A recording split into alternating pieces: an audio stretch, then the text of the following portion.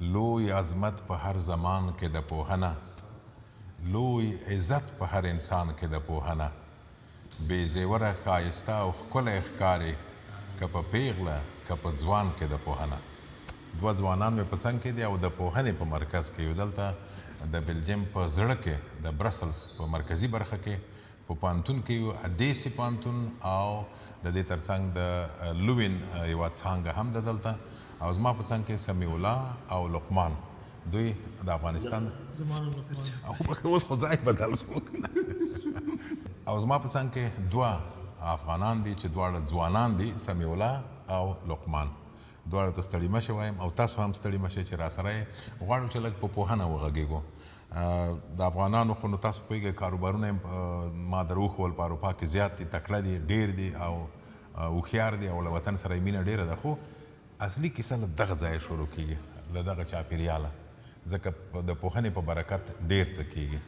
سمیع الله ته راته ته فکر کوم لږ څه په عمر کې هم داسې یو څه به مشرې که نه، لږ تر مشرې له لقمانه. او ته راته ووایه کله راغلې، څنګه راغلې او څنګه دلته راپېښ شوې؟ سلامونه، ښه راغلاست درته وایم. زه 15 کاله مخکې بلجیم ته راغلی یم د خپل ماسټري زده کړو د بشپړېدو دپاره. د جمهوریت د ړنګېدو نه مخکې که وروسته؟ د جمهوریت د ړنګېدو سره هم مهاله راغلی یم، خو ویزه راته د جمهوریت د سقوط نه مخکې راغلې وه، خو پرواز مې د سقوط نه وروسته کړی دی. ښه ډېر ښه ډېر ښه. نو 15 کاله کېږي چې دلته یې، دا 15 کاله ټول تا زده کړې کولې؟ اولني 2 کاله ما په خپلو زده کړو کې تېر کړه. د هغې نه وروسته کله چې مې زده کړې تکمیل کولې په بلجیم کې، په بروکسل کې مې د بلجیم هیواد د کډوالۍ په برخه کې د ترجمان په حیث باندې کار کړی ده. هغې نه وروسته بیا بیکاره شوی یم. 2 کاله مې د نیدرلانس یا د هالنډي ژبه زده کړې ده او اوس د ماشومانو د سایکایټریست سنټر کې یو کار کوم. ډېر ښه. ما د ماشومانو ارواپوهنه ښیي.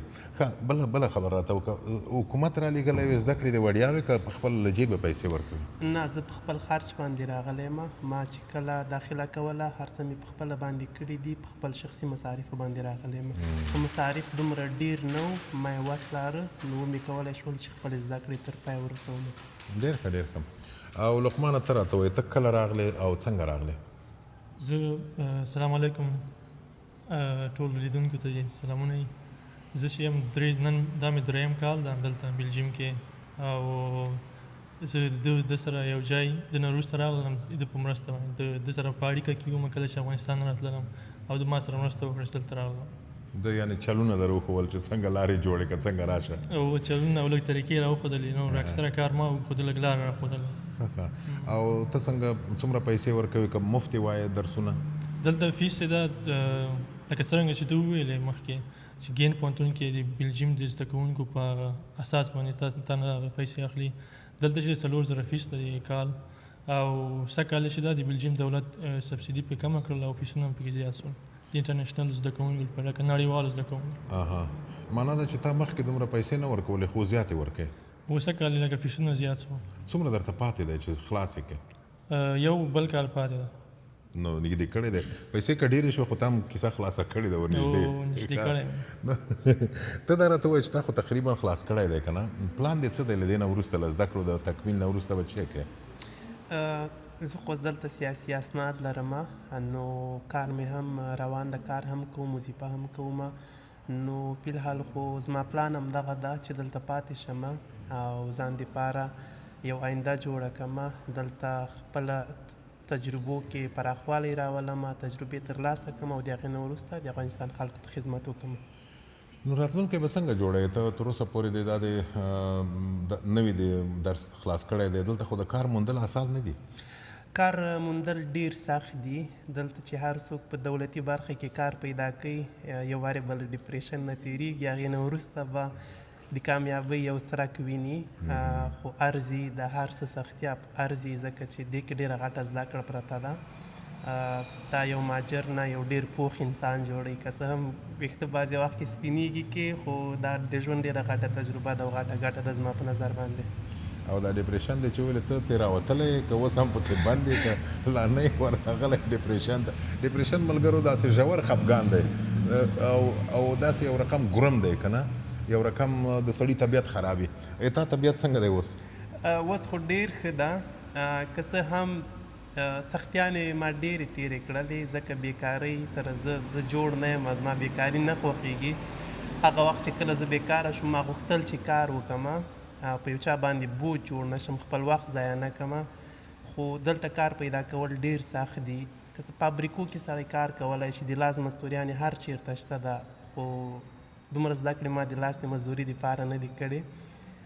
زه خپل ارمانونه لرم، خپل خوبونه لرم، باید هغوی ته هغه ارمانونو ته یو لار پیدا کړم، خپل خوبونو ته یو تعبیر پیدا کړم.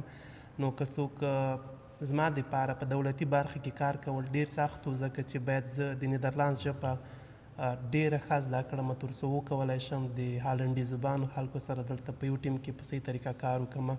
هغه وخت ته ضرورت لري. ما تقریبا 2 کاله د ژبې زده کړه وکړله، اوس هم لګیا یم، کوشش کوم هره ورځ هالنډي ژبه کې لوستل کوم تر څو ژبه مې نوره هم پخه شي وښه شي. او تا ویل چې خوب مې دی، ارمان مې دی. ارمان دې څه دی چې څه درنه جوړ شي، څه وکړې؟ که رښتیا درته ووایم، کله چې جمهوریت و په هغه وخت کې مې غوښتل چې یو ډیپلومات شم او وطن ته خدمت وکړم، ولس ته خدمت وکړم. خو کله چې جمهوریت ړنګ شو، د هغې نه وروسته زه مجبوره شوم چې یو وارې بیا فکر وکړم چې زه څه غواړم په ژوند کې. کله چې اروپا ته راغلم ما ته داسې ښکاره شوله چې ما خپل ژوند بیا له سره شروع کړ، باید خپل ژوند ته یو بله معنا پیدا کړم. او د اروپا ما ته همدغه د اروپا کوم ښه مثبت اړخ چې ښکاري هغه دا ده چې اروپا تا ته هغه چاپېریال درکوي چې ته کولی شي خپل ځان کې وپېژنې، خپل قام کې وپېژنې، د ژوند معنا باندې پوه شي چې زما د ژوند معنا څه ده، زه که ژوند کوم د څه دپاره یې کوم. نو دې کې ډېرې خبرې دي، کولی شو چې ډېر وغږېږو دې باندې. وبغږېږو، مننه. دا ډېره مهمه ده چې خلک معمولا دلته د هویت په لټه کې وي. څوک مثلا د وطن نه چې راځي او د وطن کمی هم احساسېږي، د وطن کلچر او ژبه او اتڼ او سندره او نه پوهېږم ټپه او بالاخره د خلکو سره متلونه، د خلکو سره ډېر څه چې ته غواړې چې ویې وایې، دلته نه وي، پردی وطن وي که نه، نو قدر لا ډېرېږي د خپل وطن. ښه لقمانه، ته راته ووایه ستا پلان څه شی دی او غواړې چې څه وکړې؟ زه چې کله افغانستان راغلم، زما هم ډېر ارمانونه وو چې هغه ورو په ورو پوره کېږي. او زما رشته چې ده هغه مسلکي ده، لکه یو مسلکي رشته یو غیر مسلکي رشته. مسلکي دا معنی لري چې کله 3م کال سي که نه وروستی کال کې بیا ته کولی شي انټرنشپ وکړې، لکه یو خپل زده کړې چې کوي دا په پراکټیکل توګه باندې استعمال کړی. نو د ده په اندازه یا د نور خلکو په اندازه باندې زما رشته کې یو کار پیدا کول اسانه دي.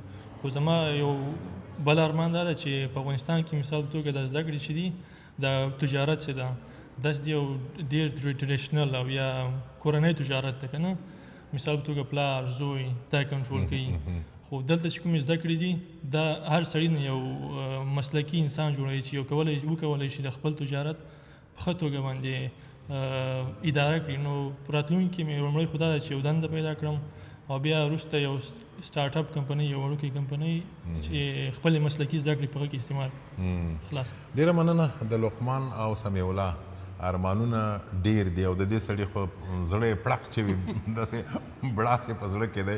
خو خدای دې ستا ارمانونه هم پوره کړي او ستا هم. او داسې معلومیږي چې تاسو دغه ډېر مزل وهلی دی، له مشکلاتو له ستونزو نه تېر شوي یې، زده کړې مو کړي دي، ژبه مو زده کړې ده. او په دې هیله چې اروپا فکر کوم د فرصتونو ځای دی او فرصتونه هغه چاته په لاس ورځي چې زده کړه وکړي. او هماغه خبره ده چې غوټې پسې وهې په لاس به درشي، چا ویل چې په دریاب کې ګوهر نشته. روغ اوسئ او تر بیا.